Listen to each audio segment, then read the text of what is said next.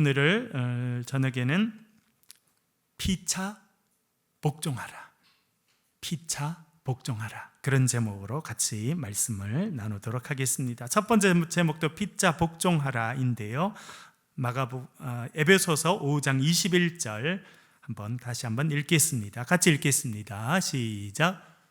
그리스도를 경외함으로 피차 복종하라. 아멘. 사실은 이 내용은 조금 이따 더 구체적으로 나오겠습니다만, 사실은 부부관계에 관한 이야기입니다. 에베소서가 사실은 교회 중심의, 가장 교회 중심의 서신 중에 하나가 에베소서인데요, 그리고 그 교회는 확장된 가족입니다. 확장된 가족.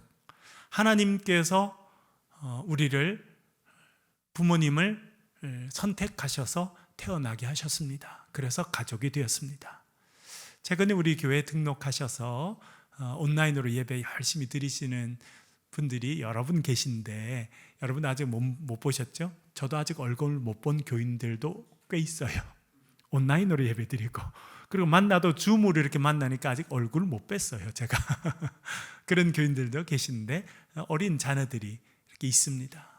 근데 요즘에는 여러분, 코로나가 부모님이 걸려서 아이한테 주는 게 아니라 요즘에 애들이 학교에서 코로나를 받아서 부모님께 선물로 드리고, 그렇게 지금은 좀 많아요, 사실은. 그러니까 아이들이 아프면 얼마나 부모님이 아프겠습니까? 여러분, 자녀가 아프면 자녀가 아픈 게 나아요, 내가 아픈 게 나아요? 물론 자녀가 한 30쯤 되면 네 건 네가 아파라, 이런 마음 듭니다만, 그렇죠? 애가 3살이라고 하면 다르잖아요, 그렇죠? 차라리 내가 아프면 좋겠다, 그렇게 생각이 드는데, 그게 가정이에요, 가족이에요. 하나님께서 묶어주셨습니다. 그래서 여러분, 부모 자식은 아무리 신호도 끊을 수 있어요, 없어요? 있어요, 없어요? 여러분 중에 어떤 분들은 자식 몇 년 안 본 분 있어요, 없어요? 섭섭해서 나 너 다시는 안 본다. 얼마 전에 오늘 신문에 보니까 어느 유명한 연예인인데 부모님이 자기를 호적에서 팠다고. 여러분, 호적에서 지운다고 부모 자식이 끝납니까? 안 끝나거든요. 그런 가족, 내가 원튼 원치 않든 하나님의 은혜로 묶어주셨어요. 그래서 방법은요, 사랑하고 사는 거예요. 교회는 확장된 가족입니다. 물론 교회는 선택할 수 있죠. 이 교회 갈 수도 있고 저 교회 갈 수도 있고. 그러나 여러분, 하나님께서 우리를 오늘 또 이 예배의 처소에 우리를 불러주시고 또 같은 공동체를 섬기게 하신 것은 하나님의 큰 경륜 가운데 이루어진 은혜라고 하는 것을 기억하실 수 있기를 간절히 바랍니다. 그리고 제가 교회를 여러분들과 함께 하나님 은혜로 세워가면서 계속 느끼는 게 있습니다. 제가 사실 오늘 낮에도 어느 목사님 한 분이랑 좀 통화를 했습니다. 왜냐하면 그분이 박사 논문을 쓰고 독일에서 출판이 됐는데, 제가 최근에 사서 읽고 있어요. 왜냐하면 제 책을 또 내야 됐는데, 어떤 교수님이 그 책을 읽고 참고를 좀 해보라 그래서 제가 그분이랑 좀 연결해서 이제 또 학문적인 이야기도 하고 목회적인 이야기도 잠깐 하고, 그래서 좀 제가 가서 뵀으면 좋겠다 이렇게 생각했는데요, 그분도 교회에 관해서 박사 논문을 쓰셨더라고요. 저도 박사 논문의 일부가 교회에 대한 이야기거든요. 사도 바울은 교회를 어떻게 이해했는지. 그래서 그분 책도 읽고 그분 강연도 제가 아침에 쭉 들어보고 그렇게 했는데요, 여러분, 사도 바울이 세운 교회, 제가 지난번에도 말씀드렸습니다만 유명한 고린도 교회 100명이 넘지 않았어요.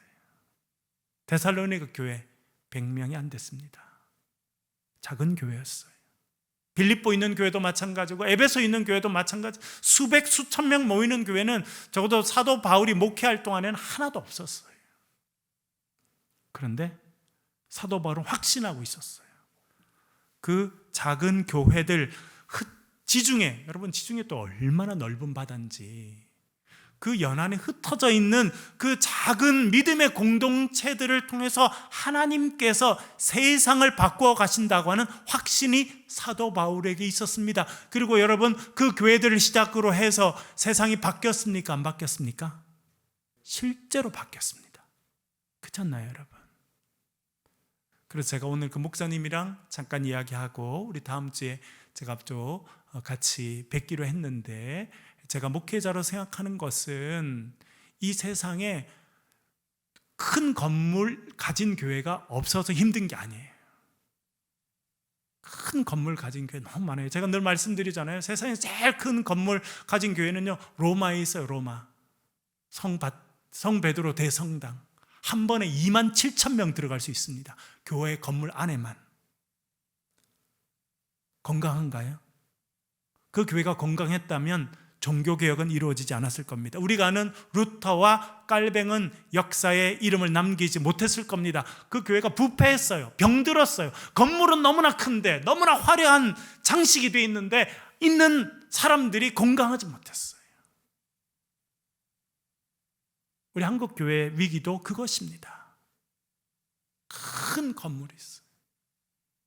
그러나 우리가 건강하지 못하면, 우리 한 사람 한 사람이 예수 그리스도의 온전한 제자로 살기 위해서 몸부림치는 사람이 아니라면 큰 건물이 더 큰 걸림돌이 될 것입니다. 많은 예산이 더 큰 분쟁의 원인이 될 수밖에 없습니다. 여러분, 하나님께서 우리를 은혜 가운데 불러주셨는데, 저와 여러분, 우리 교회가 건강한 공동체로 성장해서 하나님께서 이 시대에 쓰임받는 그런 공동체가 될 수 있기를 간절히 바랍니다. 그러려면 필요한 게 있어요. 그거 뭔지 아세요? 서로 피차 복종하는 거예요. 물론 오늘 말씀은 부부 관계에 관한 이야기입니다. 부부가 서로 피차 복종해야 된다 라고 하는 이야기입니다. 그러나 더 확대시키면 교회가 그래야 돼요. 교회가.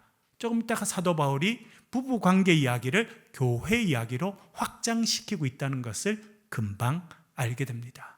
그런데 여러분, 결혼 생활 해보시니까 남편은 아내에게, 아내는 남편에게 복종하는 게 쉬워요? 어려워요? 세상 그렇게 어려운 일이 없어요.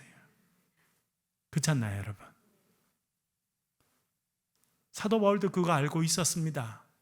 그래서 우리가 인간적인 생각으로는요, 복종할 수가 없어요. 여러분, 부부싸움 해보셨나요? 안 해본 분들이 많이 계신가 본데 대답이 없으신 거 보니까. 저는 해봤거든요. 왜 부부싸움 하게 될까요? 네 때문에 당신 없으면 못 살겠다고, 그래서 결혼했는데 결혼 조금 지나면 네 때문에 죽겠다고 막 그러잖아요. 그래서 부부싸움을 하게 되는데 원인이 뭐예요? 그 사람을 내가 원하는 대로 바꾸려고 해서 그런 거예요. 그렇죠? 그 사람을 받아들여 주기가 어려워서, 내가 원하는 대로 그 사람을 바꾸려고 하니까. 근데 성경은 뭐라 그러냐면 피차 복종하라는 겁니다. 복종이라는 단어는요, 상당히 강한 단어입니다. 어떤 단어냐면 전쟁에서 지게 되면 어떻게 해요, 여러분? 전쟁을 했습니다. 한쪽이 졌어요. 그럼 어떻게 해요? 무릎을 꿇는 정도가 아닙니다. 바닥에 엎드려야 돼요. 우리나라 인조 때 몽골이 쳐들어왔잖아요. 남한산성으로 도망갔습니다. 이 몽골, 중국은 대국이고 우리가 섬기는 나라지만 몽골 그 위에 참 오랑캐들이라고 생각했는데 불과 몇 달 못 지나서 전쟁에서 지게 됩니다. 상대가 되지 않아요. 그래서 왕이 가서 절을 하잖아요. 왕복을 벗고 평민복을 입고 9번 절을 합니다. 3번에 한 번씩은 땅에 엎드렸어야 됐어요. 그게 복종하는 겁니다. 살려주십시오 라고 하는 것이 복종. 그래서 오늘 성경에 쓰고 있는 사실은 그 단어는 그 정도로 전쟁에 쓰는 좀 강한 그런 단어인데, 여러분 부부생활 해보니까 남편 앞에 아내 앞에 그렇게 무릎이 꿇어지던가요? 안 되죠. 저만 안 되나요? 여러분 다 잘 되세요? 안 되죠. 네, 감사합니다. 그래서 사도 바울이 이렇게 써놨습니다. 그리스도를 경외함으로 피차 복종하라. 그렇죠? 인간적인 생각으로는 복종할 수 있어요? 내가 무릎 꿇고 내가 낮아지고 겸손히 섬길 수 있습니까? 어려워요. 그런데 뭘로 가능하냐면 그리스도를 경외함으로, 그리스도의 사랑으로, 그리스도께서 나를 살려주시고 그리스도께서 나를 위해서 십자가에 달리신 그 사랑을 우리가 경험하고 깨닫고 알아간다고 하면 우리도 그리스도 사랑 안에서 서로를 존중하고 피차 복종할 수 있다, 그렇게 말해주고 있습니다. 여기서 조금 어려운 단어가 하나 쓰이고 있는데요, 피차 복종하라라고 하는 데에 피차라고 하는 말은 원래적인 뜻은 상호적이다 라고 하는 뜻입니다. 상호. 그러니까 뭐냐면 한쪽이 한쪽을 일방적으로 섬기거나 한쪽이 한쪽을 일방적으로 복종하게 되면 그 관계는 절대 오래 못 간다는 거예요. 잠시는 갈 수 있습니다. 남편이 아내를 위해서 완전히 희생하거나 아내가 남편을 위해서 완전히 희생하면 잠시 동안은 그 관계가 갈 수 있습니다. 그러나 오래 갈 수 있어요, 없어요? 그렇게 되면 반드시 한쪽이 병들어서 절대 오래 갈 수가 없습니다. 그래서 피차 복종하라는 것입니다. 부부 관계도 오래 화목하게 살려고 하면요, 서로가 서로를 배려해주고 도와주고 사랑해줘야 됩니다. 서로가 희생하는 부분이 있어야 되고 서로가 서로를 통해서 얻는 부분이 있어야, 그렇게 해야 오래 갈 수 있습니다. 우리 교회도 마찬가지예요. 사도 바울은 그걸 잘 알고 있었습니다. 그래서 로마에 있는 교회에 편지를 쓰면서 이렇게 말합니다. 로마서 1장 12절 읽어보겠습니다. 로마서 1장 12절 같이 읽겠습니다. 시작. 내가 너희 가운데서 너희와 나의 믿음으로 말미암아 피차 안위함을 얻으려 함이라. 아멘. 여기에도 어떤 단어가 나옵니까? 피차 안위함. 서로가 서로를 통해서 위로를 받으려고 한다는 거예요, 여러분. 사도 바울은 지금 아직 로마에 가지 않았습니다. 로마에 갈 계획이에요. 그리고 로마에 들렀다가 지금의 스페인 지역인 서바나, 거기가 땅끝이라고 그는 생각했거든요. 그래서 로마에 들렀다가 거기 교인들을 만나서 얼마 정도 신앙생활하고 또 그 로마 교인들이 자기를 선교사로 파송해 주길 원했어요. 어디로? 지금의 스페인으로. 그러면 본인이 스페인으로 가서 이제 땅끝까지 이르러 복음을 전해야겠다 생각하게 됩니다. 그래서 로마 가기 전에 로마에 있는 교인들에게 편지를 써서 보내줍니다. 그것이 로마서예요. 16장으로 되어 있는 이 로마서는 기독교의 가장 핵심적인 가르침을 가지고 있습니다. 자, 지난달에도 우리 목회자 한 50여 명 되는, 그리고 그 중에 또 신학 박사가 20몇 명이 되고, 그 중에 한 10분 이상은 저처럼 외국에서 이제 정식으로 신학 박사를 받고 온 그런 분들 모임에서 제가 로마서 관련된 서론을 2시간 정도 이제 발표해야 되는 그런 시간들이 있었습니다. 여러분, 그 목사님들 앞에서 발표하고 박사들 앞에서 발표하는 게 쉽겠어요? 어렵겠어요? 어떻게 아세요? 제가 신학대학원 다닐 때 어떤 분이 우리 그 사경의 강사로 오셨는데, 누가 오셨냐면 그 명성교회 김사만 목사님이 강사로 오셨어요. 여러분, 우리나라를 대표하는 교회 중에 하나고 대표하는 목사님 중에 한 분인데, 한참 설교하다가 그분이 마시고 뭐라 그러냐면, 내가 매주 수만 명 앞에서 설교를 하는데 여기 앞에 신학자들이 수십 명 앉아 있으니까 설교가 막힌다고. 그래서 얼굴 좀 풀고 앉아 있으라고 이렇게 이야기를 하시다. 제가 보니까 우리 교인들 중에 인상 쓰는 사람이 아무도 없어요. 너무 은혜롭고 좋아해요. 그래서 제가 그분들 참 긴장하면서 저도 이제 로마서에 대해서 이야기를 했는데, 그때 제가 이 부분을 강조했어요. 사도 바울이 아직 로마에 가지도 않았습니다. 그리고 자기가 전도해서 세운 교회도 아니에요. 자기도 가본 적도 없고 이야기로만 듣던 교회에 편지를 써서 보내는데, 그 편지가 자기의 가장 핵심적인 신앙 내용을 다 담았습니다. 그리고 그것이 지금 우리 기독교의 가장 뼈대를 형성하고 있는데, 그가 방문하려고 하는 목적을 이렇게 이야기합니다. 이는 곧 내가 너희 가운데서 그러니까 로마에 가겠다는 거죠. 너희와 나의 믿음으로 말미암아 피차 안위함을 얻으려 함이라. 여러분, 반드시 상호적이어야 된다는 거예요. 한 사람이 일방적으로 희생해서는요, 그 관계는 건강할 수 없고 오래 갈 수도 없습니다. 부부 관계가 마찬가지예요. 교회도 마찬가지입니다. 여러분, 다른 인간관계도 마찬가지예요. 여러분, 세일 모임에 모이셨죠? 세일도 마찬가지예요.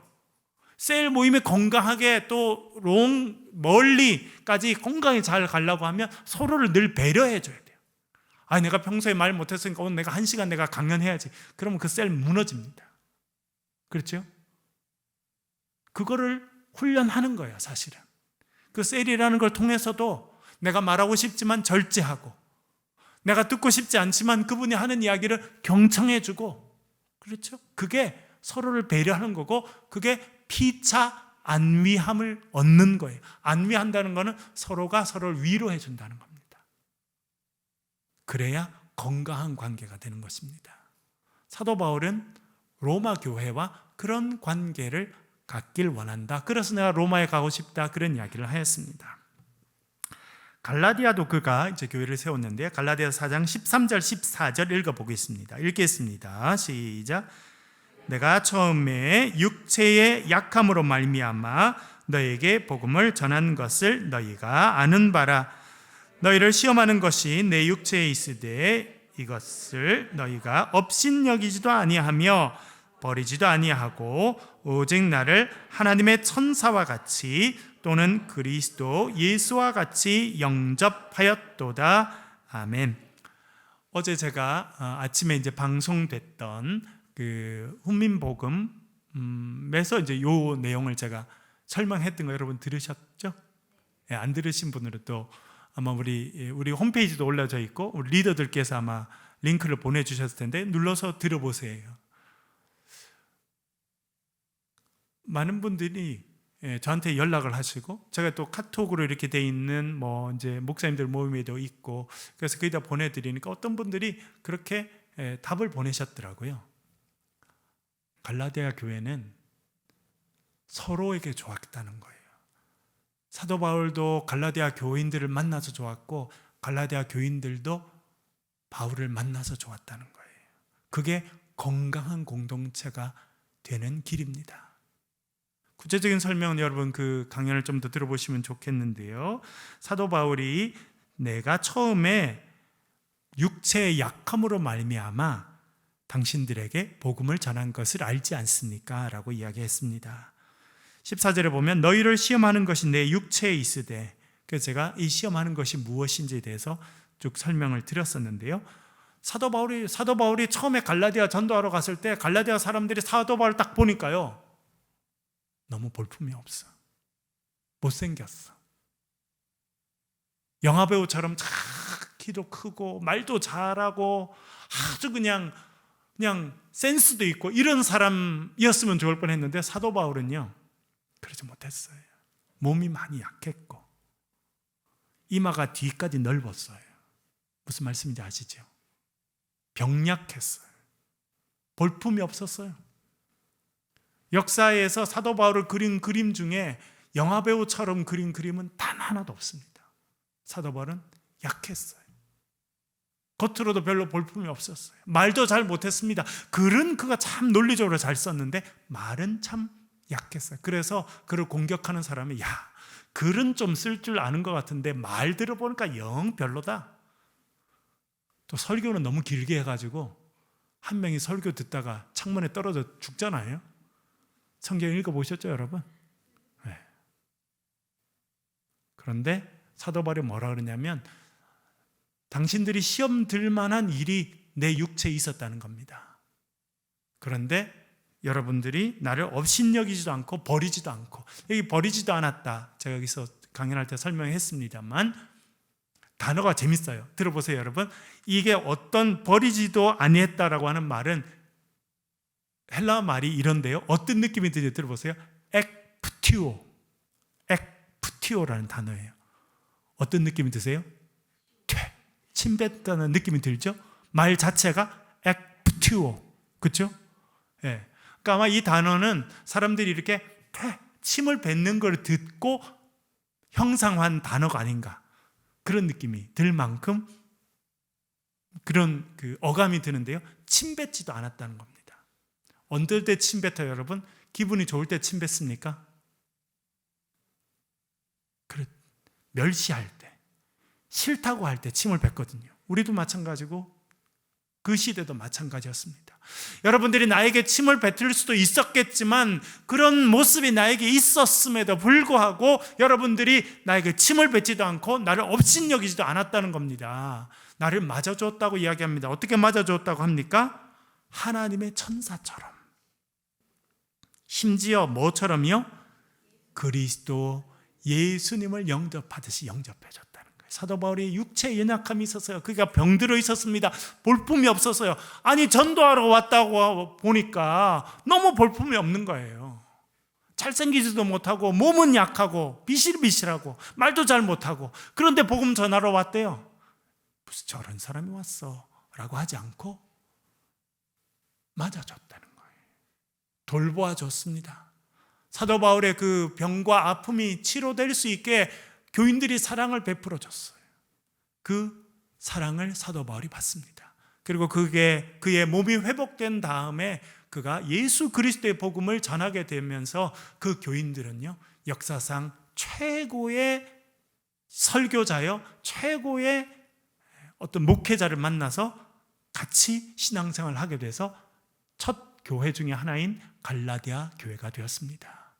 그러니까 여러분, 사도 바울도 갈라디아 교인들을 잘 만난 거고 갈라디아 교인들도 사도 바울을 참 잘 만난 거예요. 그래서 첫 교회 중에 하나인 갈라디아 교회가 생겨나게 된 것입니다. 여러분의 삶의 만남에 복이 있기를 간절히 바랍니다. 그래서 나도 누군가를 사랑해주고 도와주고 맞아주고, 누군가도 나를 있는 그대로 맞아주고 도와주고 세워주고, 그렇죠? 예, 그런 모임이 된다고 하면 얼마나 좋겠어요. 우리 교회도요, 앞으로 그렇게 하면 부흥하고 발전하지 말라고 해도 발전할 수밖에 없어요. 세일도 마찬가지예요. 서로가 서로를 배려하고, 저 사람이 좀 힘들구나, 우리가 도와줘야지. 저 사람이 이런 어려움이 있구나, 듣고 서로 기도해주고 서로 세워주고 격려해주고 하게 되면요, 얼마나 모임이 기다려지겠습니까? 그런 모임은요, 발전하지 말라고 해도 발전할 수밖에 없게 됩니다.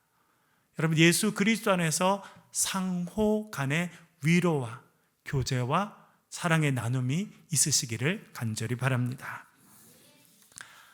부부의 자세에 대해서 조금 더 구체적으로 이야기해주고 있는데요, 두 번째입니다. 에베소서 5장 22절부터 24절까지 한번 읽어보겠습니다. 읽겠습니다. 시작. 아내들이여 자기 남편에게 복종하기를 주께 하듯 하라. 이는 남편이 아내의 머리됨이 그리스도께서 교회의 머리됨과 같음이니 그가 바로 몸의 구주시니라. 그러므로 교회가 그리스도에게 하듯 아내들도 범사에 자기 남편에게 복종할지니라. 아멘. 아내들이 해야 되는 게 있습니다. 아내가 가질 지혜, 그 뭡니까? 사람들 많이 있을 때 남편을 가만히 있어봐요 이렇게 안 하는 거예요. 그 입 좀 다물어요 이렇게 하지 마시는 거예요.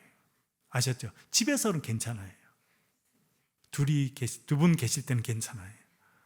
그런데 사람들 많이 있을 때는 남편이 진짜 말도 안 되는 일을 하잖아요. 그럴 때도 그냥 가만히 계시면 돼요. 이렇게. 남편들은 남편뿐만 아니라 남자들은 일반적으로 뭐가 제일 중요하냐면 인정을 받아야 되거든요. 인정. 받으면 물불 안 가리고 열심히 해요. 그래서 인정을 받지 못하면 하고 싶어도 하지 않게 되고 할 마음도 없어지게 돼 있거든요. 권위를 세워주는 게 필요합니다. 어떤 중요한 일을 결정하게 될 때 다 이야기를 미리는 해야죠. 그렇죠? 이렇게 한 다음에 마지막 결정하세요. 그렇게 해서 이렇게 남편이라는 걸, 또 우리 집안의 가장이라는 걸 이렇게 인정해 주면 그게 제일 좋은 겁니다. 그렇게 되지 않으면 이제 남자들은 자존심이 상하게 되고 힘들어지게 되고 그렇게 되고요. 참 좋아요. 열심히 당신이 일해서 우리가 이렇게 잘 지내니 참 고마워요. 이러면 일하지 말라도 열심히 일을 한다니까요. 그래서 머리가 된다라고 하는 것은 지배력을 갖는다라고 하는 것보다 그 권위를 인정해 주라라고 하는 의미입니다. 재밌는 것은 제가 아까 말씀드렸죠. 부부 관계를 사도 바울은 금방 무슨 관계랑 연결시킵니까? 무슨 단어가 23절, 24절에 나와요? 교회가 그리스도. 그렇죠? 교회와 그리스도 나오죠? 그리스도께서 교회의 머리 된과 같이, 그렇죠? 24절에 보면 교회가 그리스도께 하듯이. 그러니까 사도 바울은 부부 관계나 가족 관계가 교회와 그리스도와의 관계랑 같다 이렇게 생각했던 것 같습니다. 말씀드린 것처럼 우리 가정이 하나님 은혜 가운데로 모여져서 서로 사랑과 서로 상호 피차 복종하고 사랑하며 살아가야 건강한 가정이 됩니다. 또 자녀들은요, 부모의 권위를 인정해 줘야 돼요. 또 아내들도 남편이 가지고 있는 그 권위를 인정해 줘야 돼. 그렇게 해야 건강합니다.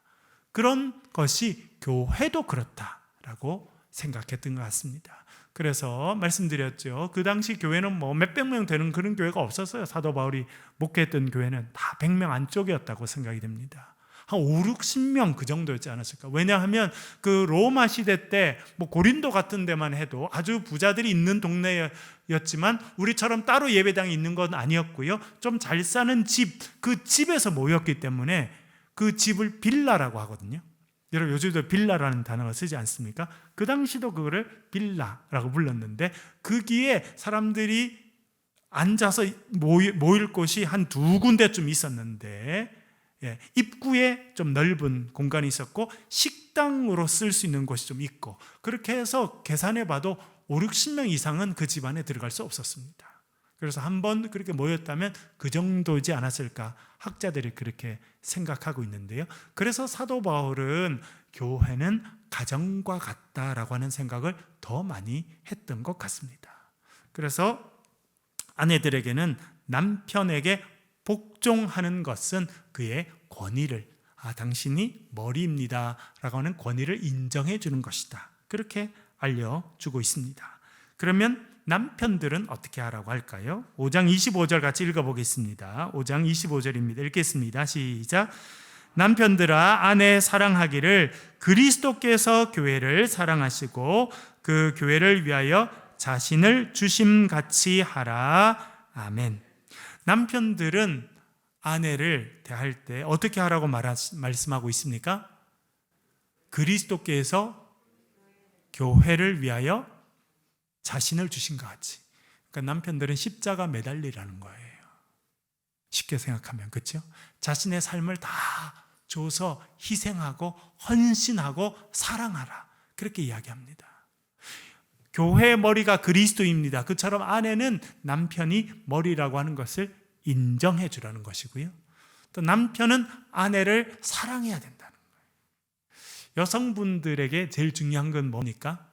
아까 말씀드렸죠. 남자들에게 제일 중요한 건 뭐예요? 인정받는 거예요. 당신이 우리 집 남편이에요. 가장이에요. 아빠가 우리 집 짱이에요. 아빠예요. 라고 인정해 주는 게 중요하고요. 또 남편들은 아내에게 뭘 느끼게 하라는 겁니까? 사랑받고 있다는 것을 느끼게 해줘야 된다는 거예요.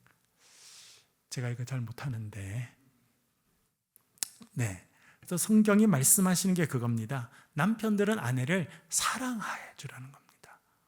사랑하고 배려하고 그래서 아내들이 나는 사랑받는 사람이야 라고 느낄 수 있도록 그렇게 섬겨줘야 된다는 겁니다. 근데 여러분 재밌는 것은 제가 처음 말씀드렸다시피 오늘 전체 제목이 피차 복종하라입니다. 복종한다. 그렇죠? 사실은 그 단어는 전쟁에서 져서 정말 땅에 엎드리는 그런 데서 사실은 단어가 나왔습니다만 뭐 그렇게 부부관계에 그렇게 하라는 것도 아니고요. 교회에서 그렇게 하라는 것도 아니고 사도 바울이 결국 이야기하고 싶은 복종은 뭡니까?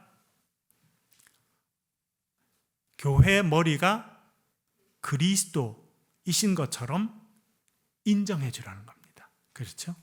그리고 남편은 아내를 위해서 자신을 주는 것처럼 복종하고 그런 전심으로 아내를 사랑해 주라 라고 이야기해 주고 있습니다. 그래서 우리 부부 관계에서도 그런 것이 필요하고요. 우리 교회에서도 필요합니다. 처음에 말씀드린 것처럼 피차 복종해라. 그렇죠?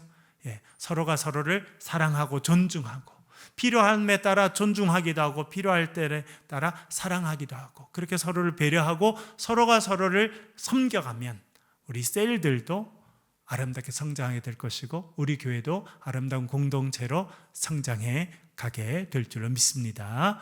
여러분 삶에 예수 그리스도의 섬김의 역사가 있기를 주의 이름으로 간절히 축원합니다. 같이 한번 기도하겠습니다.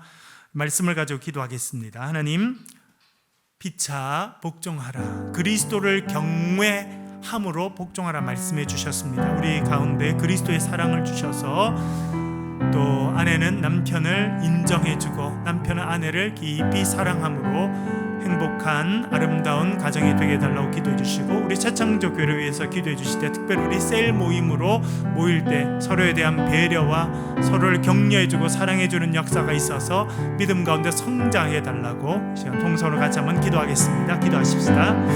아버지 하나님